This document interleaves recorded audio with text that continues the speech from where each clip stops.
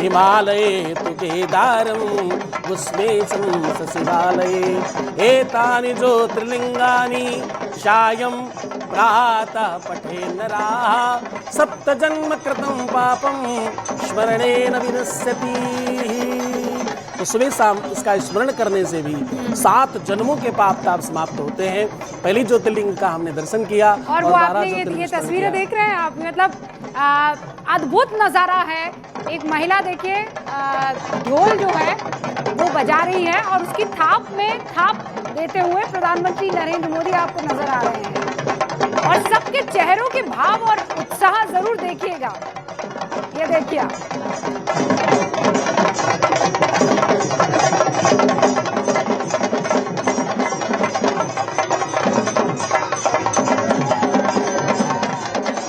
और ये अलग अलग संप्रदाय, अलग अलग जातियों से ताल्लुक रखने वाले वो तमाम लोग अपनी अपनी वेशभूषा, पारंपरिक वेशभूषा में प्रधानमंत्री नरेंद्र मोदी का इस्तकबाल करने के लिए पहुंचे हुए हैं। ये देखिए पीएम वहां पर पहुंचे और महिलाओं को जब ये ढोल ये ड्रम बजाते हुए देखा तो खुद को रोक नहीं पाए। आप देखिए इस बैंड में आपको महिलाएं भी दिख रही है, यानी 50% मेल 50% फीमेल। और प्रधानमंत्री नरेंद्र मोदी हमेशा से शक्ति को आगे बढ़ाने के उस विचार के साथ रहे हैं, चाहे वो 33% आरक्षण ही इशिका क्यों ना हो। यहाँ पर भी आप देख ही रहे हैं कि ढोल बजाने, मतलब ढोल मतलब आप हमेशा सोचने लगते हैं कि बहुत भारी चीज़ होगी, इसको बजाने का कार्य तो कोई पुरुष ही कर सकता है, लेकिन हमने महाराष्ट्र में देखा है, साउथ इंडिया में देखा है और अभी हम यहाँ सोमनाथ में देख रहे हैं। जी देखिए, पुरुष और प्रकृति हमेशा से सनातन धर्म में हम हमेशा से एकता के साथ एक साथ देखते हैं। और मुझे जो सबसे ज़्यादा सुंदर बात ये लगती है कि माननीय प्रधानमंत्री मोदी जी हमेशा से विमेन राइट्स के लिए बहुत ज़्यादा खड़े रहते हैं। हमेशा से हमने देखा वो सिर्फ सोच में नहीं, अपने कर्मों में भी हमने देखते हैं कि वो बार बार ऐसे ऐसे कर्म करते हैं, ऐसे ऐसे लॉज पास करते हैं। लखपति दीदी की अगर बात करें तो उन्होंने बहुत सारी ऐसी ऐसी स्ट्रैटेजीज़, ऐसी ऐसी पॉलिसीज़ निकाली हैं जिसमें लोग इकोनॉमिकली भी वो दीदियां सामने आ पाए, उनको एम्पावर कर पाए। आप उनको 1-1 लाख रुपए दे रहे हैं, आप उनको ड्रोन दीदी बना रहे हैं ताकि वो ड्रोन्स चलाकर अपने पूरे परिवार का ध्यान रख सकते हैं। पर इशिका, जब आप ये सारी बातें कहती हैं तो विपक्ष और तमाम वो वोटर्स जो पीएम को वोट नहीं करते हैं वो ये सोचते होंगे कि क्या पहले के प्रधानमंत्रियों ने काम नहीं किया है, केवल प्रधानमंत्री नरेंद्र मोदी ही है जिन्होंने इस तरीके की चीज़ें की। देखिए, मुझे लगता है काफ़ी ज़्यादा ना ये रिफ्लेक्शन उनके अपनी लाइफ से आता है। वो जैसे कि हमेशा ये बात कहते हैं, उनके ऊपर मातृशक्ति का एक बहुत बड़ा आशीर्वाद है। उन्होंने अपनी मदर को वो चीज़ों में से देखा है गुजरते हुए। जब उन्होंने सबको एक चूल्हा प्रोवाइड कराया था, वो देख चुके थे अपनी मदर को वो धुएं से जूझते हुए। उनका जो घर था, उनका जो परिवार था, उसने वो देखा है कि वहाँ पे पानी टपक रहा है, क्योंकि उनकी एक हिस्ट्री रही है। तो वो हर महिला का दुख और दर्द समझते हैं। बाकी जो फैमिलीज से आए हैं वहाँ पे कहीं ना कहीं हमें नेपोटिज्म नज़र आता है, वहाँ पे कहीं ना कहीं सिर्फ एक पॉलिसी मेकिंग दृष्टि नज़र आती है। यहाँ पे हमें एक श्रद्धा, एक समर्पण, एक और एक साहस भी नज़र आता है कि जो वो स्पेशली महिलाओं के लिए करना चाहते हैं। और उनके हर पॉलिसी में जब भी बजट आता है, अभी फर्स्ट को बजट है, उसके लिए हम अभी भी बहुत ज़्यादा विश्वास के साथ वेट कर रहे हैं, बहुत उत्सुक हैं कि उसके अंदर भी ऐसी महिलाओं के लिए बहुत सारी ऐसी चीज़ें होंगी जिसमें हमारे को हेल्प मिले। उन्होंने हमारे को बहुत सारे टैक्सेशन से बचाया है, उन्होंने हमारे को ऐसी ऐसी पॉलिसीज़ दी हैं जिसके अंदर हमारे प्रॉपर्टी पे हमारे को और ज़्यादा हक मिले। जैसे मैं बात कर रही थी लखपति दीदी, ड्रोन दीदी, ऐसी ऐसी पॉलिसीज़ लेकर पहले तो हमने कभी नहीं सुना। तो ये जो उनका एक होलिस्टिक व्यू पॉइंट रहता है कि सबका साथ सबका विकास, वो हमेशा हमारे को उनके कर्मों में, उनकी थॉट प्रोसेस में, उनके समर्पण में, उनकी आस्था में हमेशा से दिखाई दिया है। और ये देखिए प्रधानमंत्री नरेंद्र मोदी जो जिस बात को इशिका जी यहाँ पर शब्दों में बयान कर रही है, वो कर्म करते हुए दिखाई दे रहे हैं। अच्छा, यहाँ खूब उत्साह है, एक ऐसा लग रहा है कि एक अलग ही वातावरण है। हमारे साथ महामंडलेश्वर जी भी जुड़े हुए हैं। गुरुजी, ये देख रहे हैं, ऐसा लग रहा है जैसे पता नहीं होली है, दिवाली है, पूरा का पूरा ऐसा लग रहा है जैसे गुजरात वहाँ इकट्ठा हो गया हो। और वेशभूषाओं को देखकर तो लग रहा है कि कश्मीर से कन्याकुमारी तक लोगों को बुला दिया गया है वहां पर। मैं तो रूबिका जी सबसे पहले न्यूज 18 को इस बात का धन्यवाद साधुवाद दूंगा कि हम यहाँ बैठे जरूर हैं, लेकिन आज न्यूज 18 ने हमको भी सोमनाथ ऐसा लग रहा है कि हम साक्षात वहां बैठे हैं और उस अद्भुत क्षणों को हम आपके माध्यम से देख पा रहे हैं, जो आज एक उल्लास है। और लगता है कि भगवान देवादिदेव महादेव सोमनाथ आज पूरे विश्व के ऊपर कृपा बरसा रहे हैं। ये कोई साधारण चीज नहीं है, क्योंकि धर्म जो है, धर्म पूरी प्रकृति को, पूरे ब्रह्मांड को, पूरे विश्व का पोषण करता है। और आज उसी धर्म की यहाँ पुनर्स्थापना हो रही है, जिसको 18 बार मिटाने की कोशिश की गई। निश्चित रूप से हमारे प्रधानमंत्री जी आदरणीय नरेंद्र मोदी जी कोई देव पुरुष है, क्योंकि भारत के अंदर इतना सब कुछ, राम जन्मभूमि का हो, बाबा विश्वनाथ का हो, केदारनाथ का हो, दक्षिण में चाहे वो रामानुजाचार्य जी महाराज की विशाल प्रतिमा का हो, जहां देखो महाकाल मंदिर का हो, तो हमारे प्रधानमंत्री जी के हाथों ये सब हो रहा है, तो निश्चित रूप से वो कोई देव पुरुष हैं।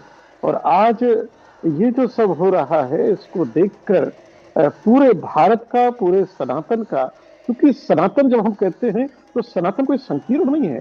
सनातन कहता है धर्म की जय हो, धर्म का नाश हो, प्राणियों में सद्भावना, यानी संपूर्ण प्राणी जगत के कल्याण की बात और विश्व का कल्याण हो। इतनी व्यापकता और इतनी उदारता सनातन, अगर सनातन कहता है पृथ्वी शांतम, पृथ्वी शांत रहे, वायु भी शांत रहे, अग्नि भी शांत रहे, हम जो औषधि लेते हैं वो औषधि भी शांत हो। हमारे यहाँ शांति मंत्र है कि वो औषधि भी नुकसान करने वाली या हानि पहुंचाने वाली ना हो, सुख कर हो, शांतिपूर्ण हो। यानी सारे विश्व के कल्याण की अगर किसी में कामना की भावना है तो वही सनातन है। आज जो ये हो रहा है, ये अद्भुत बात है कि जिसको 18 बार मिटाया गया, नेस्ता नाबूद कर दिया गया, लेकिन वो फिर से खड़ा हो गया उसी ऐश्वर्य के साथ। जिस समय गोरी गजनी ने ये टुकड़ा है, उस समय का वर्णन आता है कि हजारों ऊंटों पर, बैलगाड़ियों पर, गाड़ियों पर यहाँ का जो ऐश्वर्य था, सोने था, चांदी था, रत्न थे, उनको लूट लूट कर ले गए। यानी कितना ऐश्वर्य यहाँ रहा होगा, कितनी समृद्धि रही होगी और कैसी हमारी तकनीकी रही होगी, भारत कितना समृद्धशाली रहा होगा। 18 बार लूटने के बाद भी आज भी भारत खड़ा है। उसका केवल और केवल कारण है कि वो धर्म पर खड़ा है। हाँ, ये सारी चीजें जब हम देखते हैं तब एक ही चीज की अनुभूति होती है कि आप हीरे जवाहरात, सोना चांदी ये सब तो लूट लेंगे, लेकिन सनातनियों के दिल से आस्था कैसे लूट पाएंगे? वो तो दिल में कैद है ना। हाँ, वो कैसे लूट पाएंगे? और आज उसी आस्था पर इतराता हुआ सनातनी दिखाई दे रहा है, और वो इतराना ऐसा है कि हमारे मुख पर भी 2 इंच मुस्कान ला दे रहा है, कि हमारे मन से भी दुआएं निकल रही है कि सोचिए किसी का इतना कोई नुकसान कर जाए और 1000 वर्ष उसे इंतजार करना पड़े। आज जब भगवान उसे सुख मिल रहा है या दे रहा है उसके भक्तों को, तो फिर प्रसन्नता आपके मन को भी होती है। भाई, आपके चेहरे की खुशी देखकर अगर मुझे ना खुशी हो तो फिर काहे की इंसानियत? रूबिका जी, एक चीज ध्यान में देनी पड़ेगी, जिनकी सत्य निष्ठा है, धर्म में आस्था है, जी जी हो जाएंगे। दुनिया को जिन्होंने रोंदा, रोमन संस्कृति, सिकंदर जैसे लोगों ने लूटा, पूरी दुनिया को लूटा, आज रोम की क्या स्थिति है? जिस ब्रिटेन ने पूरी दुनिया में पूरा दुनिया का ऐश्वर्य लूटने की कोशिश की, आज वो उसकी हालत क्या है? और भारत जो सदियों से लुटता रहा, लेकिन धर्म पे खड़ा रहा, आस्था पे खड़ा रहा, आज भारत फिर से अपने उसी वैभव के साथ है। तो दुनिया को सोचना पड़ेगा कि कहीं ना कहीं धर्म, आस्था, सत्य निष्ठा पर ही आपको खड़ा होना चाहिए, तभी आप सुखी, संपन्न, समृद्धशाली, वैभवशाली रह सकेंगे। अन्यथा ये भौतिकता जो है, और ये आगे सुख नहीं संवाद होता। और ये चर्चा तो ऐसी है महामंडलेश्वर जी के मतलब ये चलती रहेगी अनंत, और इस पे कोई विराम नहीं लग सकता है। मुझे अल्प विराम लगाना पड़ेगा, लेकिन जाते जाते इशिका जी और जगत गुरु जी 30-30 सेकंड में आप दोनों से एक सवाल पूछ लेती हूँ, फिर रिपीट नहीं करूँगी। ऐसा क्यों है कि 70 सालों में कोई और ये काम नहीं कर पाया? जगत गुरु जी, क्या वजह लगती है आपको? जी, मुझे लगता है कि आपका जो भी कुछ आप काम करते हो वो आपके विचारों से होता है। पहले आप सोचेंगे, आप विचार करेंगे, उसके बाद ही संभव होगा। आत्मा तुम गिरजामती सहचरा प्राणः शरीरम ग्रहम।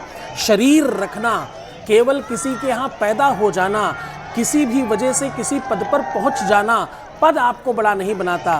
आपका कद पद को बड़ा बनाता है। आपका संकल्प आपका बड़ा और ये आपको तस्वीरें बनाता है। देखिए प्रधानमंत्री नरेंद्र मोदी के रोड शो की, और इसे आप रोड शो मत कहिए, इसे ये जो है सनातन यात्रा है। ये देश ये शौर्य यात्रा है, सनातन यात्रा है। और बहुत लोग जो हैं इससे इत्तेफाक नहीं रखेंगे, लेकिन वो लोग होंगे जो इस बात से इत्तेफाक नहीं रखते हैं कि भारत की असल पहचान उसका स्पिरिचुअलिज्म है, उसका सनातन से लगाव है, और उसकी आत्मा है वो। और उस आत्मा को जब तक आप उसका जीर्णोद्धार नहीं करेंगे, आप देश का जीर्णोद्धार नहीं कर सकते हैं। ये बात हर किसी को माननी होगी। मान लीजिए धर्म हो रहा है और कर्म नहीं हो रहा है, तब तो समझ में आता है, लेकिन यहाँ दोनों ही चीज़ें पटरी पर चल रही हैं। इशिका, इस बात से आप अग्री करेंगे? डेफिनेटली हम देखते हैं कि वो धर्म से तो जुड़े हुए हैं, कर्म से भी जुड़े हुए हैं, और हर जगह पे उनका एक बिल्कुल साफ साफ माइंडसेट नज़र आता है। और वो माइंडसेट हमें पुराने पीएम्स में भी नज़र आया था।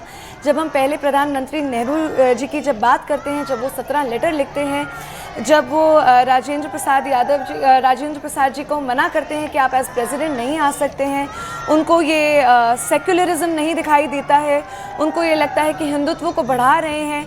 वो लियाकत अली खान जी को एक लेटर लिखते हैं, नवाबजादे बोलते हैं, और फिर उनको बोलते हैं ये फॉल्स नैरेटिव बिल्ड करा जा रहा है कि यहाँ पे तो सिर्फ लुटेरे आए थे, कोई यहाँ पे हमारा कोई संहार नहीं हुआ था, कोई ये हिंदू मुस्लिम का इशू ही नहीं है, इसको हम बिल्कुल भी बढ़ा नहीं रहे हैं।